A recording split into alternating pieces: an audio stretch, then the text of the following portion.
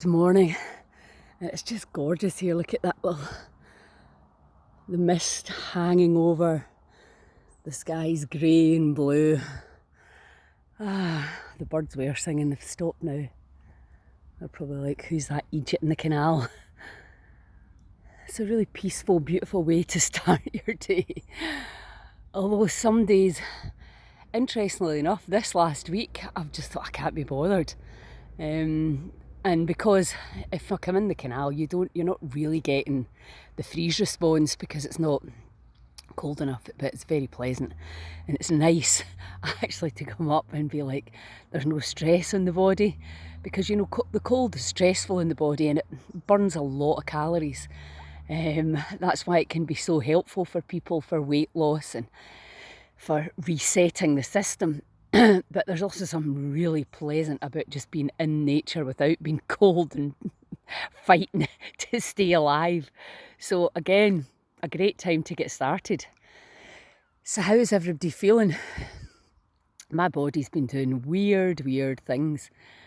Still putting in loads of juice and really monitoring what I'm eating, trying to get everything balanced, my minerals, my iron, all of that minefield that the body is, and then stop thinking about it, because it's always that fine line, isn't it? Power versus force, where you don't obsess about what the body's doing, you just allow it to do what it needs to do and make sure that you're giving it the building bricks that it needs, and the time. That's the biggest challenge, is understanding that. And that's what doing Gerson has really taught me, is you need to be prepared for 2 years plus. And I think psychologically that's an enormous challenge, obstacle for a lot of people. But that's the mind thing as well. You need to get your head round this concept of time and how long are you prepared to eat healthy, alive food that we should really be eating every day anyway. But we like a wee treat.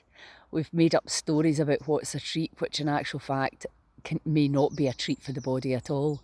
And it's so confusing. For the Heal Scotland site, we're going to be looking at all the different kind of diets that you can do, whether it's weight loss, whether it's mental clarity, whether it's cancer, autoimmune disease, IBS, Crohn's, etc., and really try and help you work through the minefield of confusion.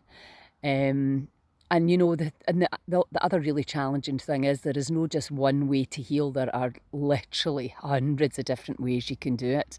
But I think the big thing you have to get your head around is the time frame and the support network. And it's in Kelly Turner's book, Radical Remissions, whatever you're healing from. And for me, it's degeneration and genetic stuff that's in the family and my joints. So I'm regenerating my joints by hook or by crook, but it takes commitment and it takes time and it takes support and it takes information and education. So in Kelly's book, it tells you have a strong social support network and have a strong desire to live.